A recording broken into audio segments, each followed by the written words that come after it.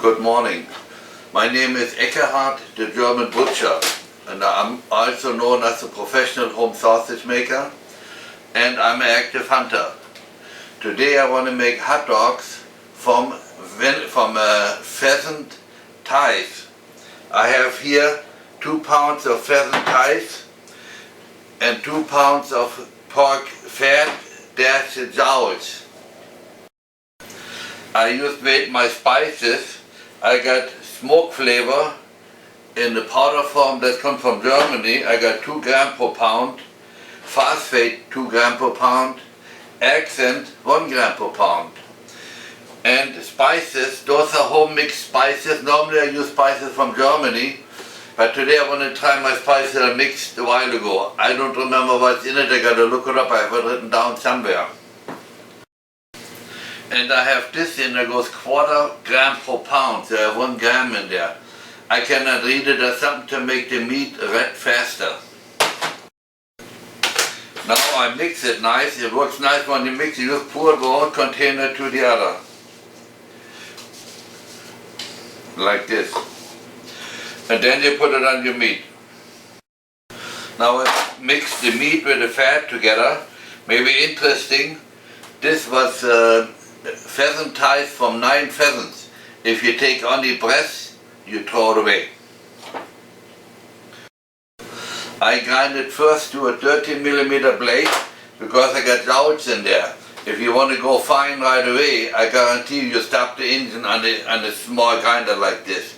I have a big grinder there, I don't care, but here you have to go it smaller and it still will stop it. It just happened to me. Now I change the blade to a 3mm blade. I should say this, in most sporting goods stores, they don't sell the small blade, they have only 4.5mm. You should have a 3mm blade if you want to make sausage like this. I think KitchenAid has one like that too. Now I have my blade changed to make sure it's very tight. Should come out like this. If it smears, if it looks like not single little lines, stop it and clean the grinder and do it over. Or your blades are too dull. But that happened very seldom. Most of the time you didn't have it tight enough. And when you grind the meat, when you push the meat in here, we call it let it through with air. You put only so much in that just laying on the bottom, don't fill up the hole. This way it goes much better. Since we make such a small amount of sausage, I use the small meat grinder. I call this the small meat grinder, I got a big one. The difference is if you have a bigger meat grinder, you don't have to cut it so small and it goes through much faster. For example, when we go deer hunting, we have few deers, we have 100 pounds of hamburger meat, or more sometimes. You don't want to do it with this one, at least I don't. And for the bigger meat grinder, I got a 2mm blade, that's smaller than this yet. Now we come to the next machine. I cleaned up the meat grinder. It's a little knowledge. If you clean it right away, nothing sticks on it. Wash it off real easy. If you let it sit somewhere, all the meat dries to it, then it's hard to clean. Again, now I want to use the Ninja. It's a fairly new machine for me. This way you can make small amounts. I have a big machine for bigger amounts, but this is nice for 2 pounds, 4 pounds, 6 pounds, no problems. I divided the meat in 2 portions. I know the machine takes about 1,000 grams. And I want to take to the lean meat 50% ice. That means I have 1 pound. I want to have half a pound of ice or a little less because it's a pheasant. I put the ice in first. Up. And let it run for a little while. I don't make it real fine, just shoot some little pieces in. And now I'll put the meat in it. I will put the ice in first from experience, otherwise the ice gets on top and doesn't mix so fast, so good.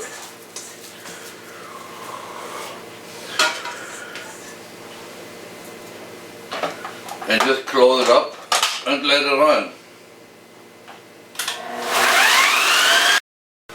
It was running 1.5 minutes. I checked it. I want to go a little longer. I had it running another half minute. I really never did it before like this, so this is a new experiment. And I took a thermometer, put a probe in there. This never should be more than 45 degrees Fahrenheit.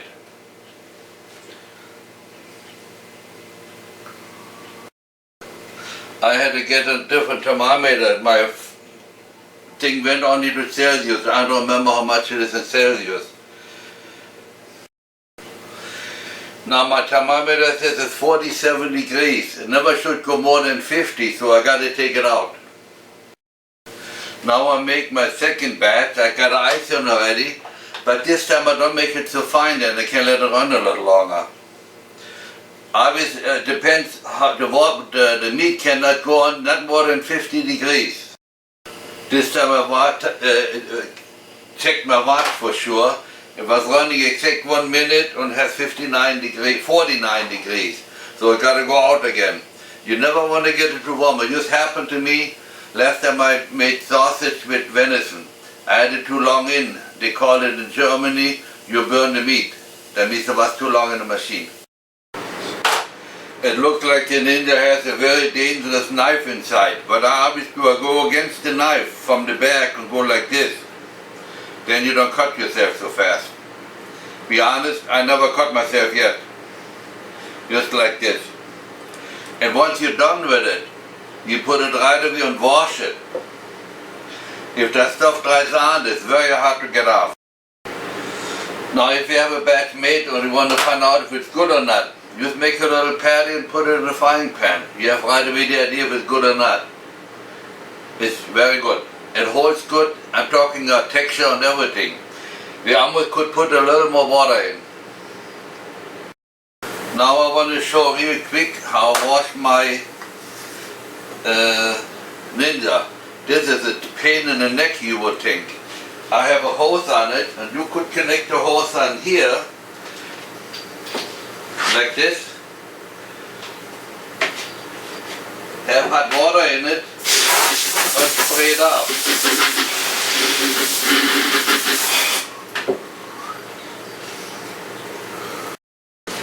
In the second, and then not cutting yourself, is clean.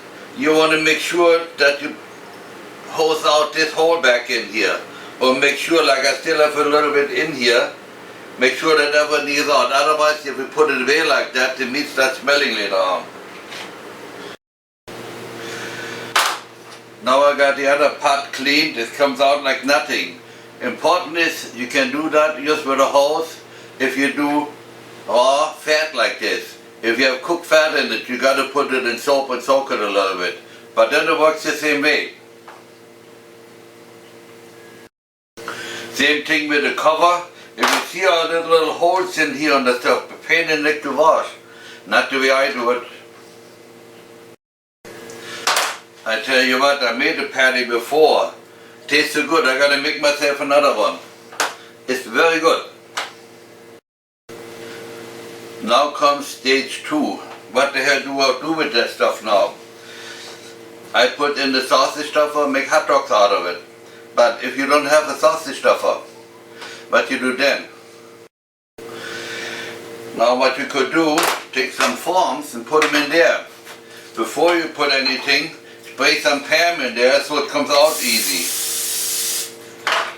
Like this.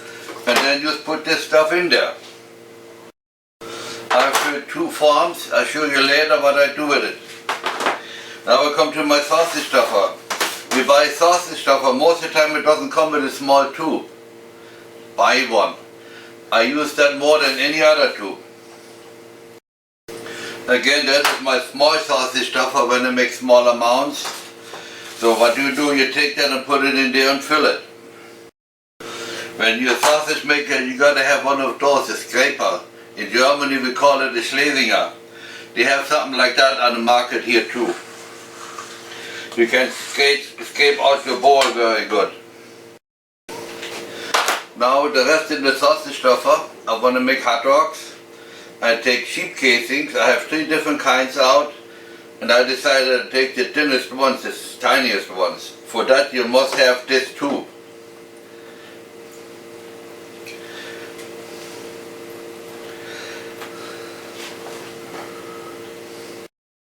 I had the wrong casing before, I wanted the real thin ones and I had the big ones on, so I changed it.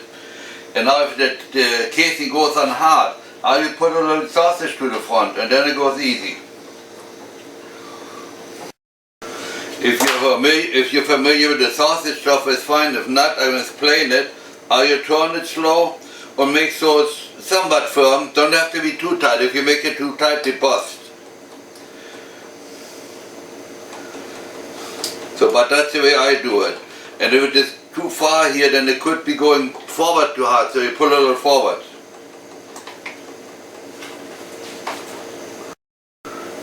Now I got to turn the hot dogs off. All you do is, to the length you want, guessing a little, can go like this, you have the same size. Can make them small or large, it's up to you. This time I want to make it a little smaller so it can give more away to friends for tasting. I just go left and right and turn one turn and then it goes easy. When you go to it, you think they're nice solid. I make him half and half because I have a small 60 don't fit all on. I take a piece of sausage twine in my mouth. Use it as one hand.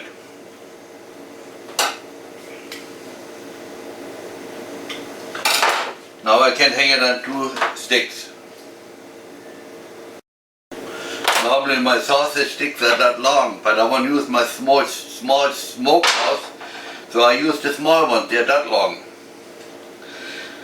Then you put them on a stick, separate them nice, and always pull them apart so they spread the legs, I call it. See, like here, you don't want it like this, you want to go spread them apart.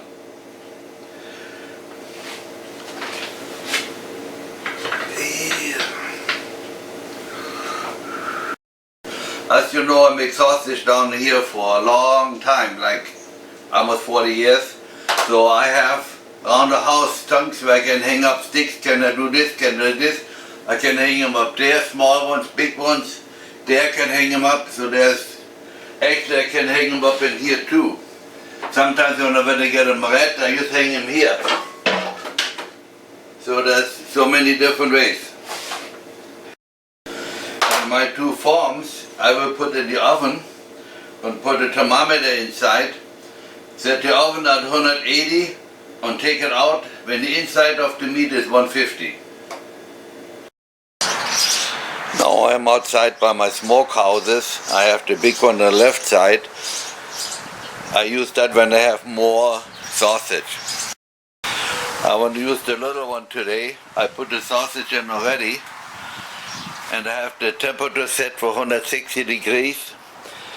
And in about 1 hour they should be finished. They should be nice, red and dry. Then you put smoke underneath.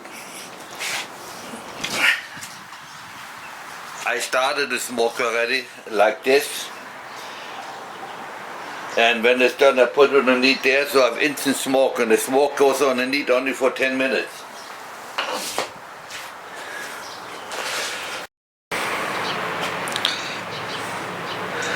Now the sausage looks nice.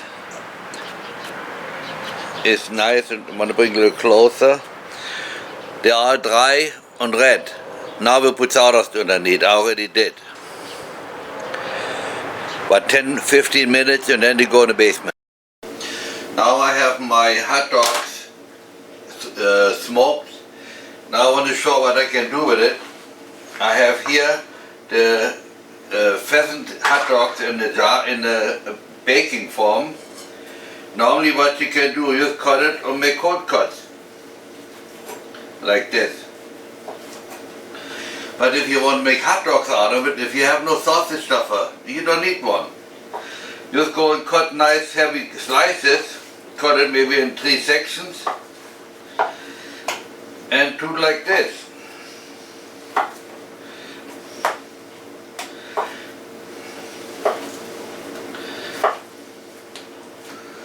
Now if you have a party and you put that on a grill, people will look, what is this? Square hot dogs. That's what it is. I did it before the party. People liked it very much because there's no skin on. And because they're square, you can grill them nice. I just ate the little pieces. Very good. Now my hot dogs, I put a bowl here so you can have some rest my stick on it. And just cut them apart. That's one. The same thing with the... What you do with if you have so many hot dogs. I don't want to freeze hot dogs. Somehow I don't like them thereafter anymore. So I put them in jars. Here I made two little ones, but the other ones are too big, I can get them in there. I just put them in there like this. If you don't want to put them in jars, take them like this and put them in hot water for about 20 minutes. The water should not be more than 170 degrees. 180 is acceptable. If you make them too hot, they will bust. So 150 is enough already. And after they're in for about 20 minutes or 15 minutes, it all depends how thick they are, then you put them in the cold water for a few minutes and then you can put them in the fridge. Once I have the glasses or the hot dogs are in jars, then I make a brine by 3% salt, curing salt, and a little muggy. Muggy is something like this. Mix it good and fill the jars with it.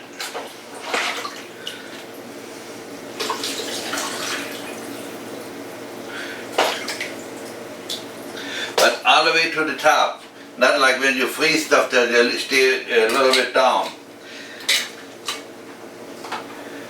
And I close it up and I put it in. Now I got all my hot dogs in the pot. Now I got to wait till the temperature goes to 150 to 170 degrees, and from then on 1 hour. And then they come out, put on the table, separated, let them cool off, and they're done. But they must be refrigerated because they're not boiled. If you boil them, all the hot dogs are busted. So I think that will be all for today. I hope sometimes you try it and you have a good luck. That's the Pheasant Hot dogs with a Ninja. And I have here my samples. I didn't put them all in jars because I want to try them. So when the temperature is 70 degrees, then I put them in and let them in for about 15-20 minutes and then they're done.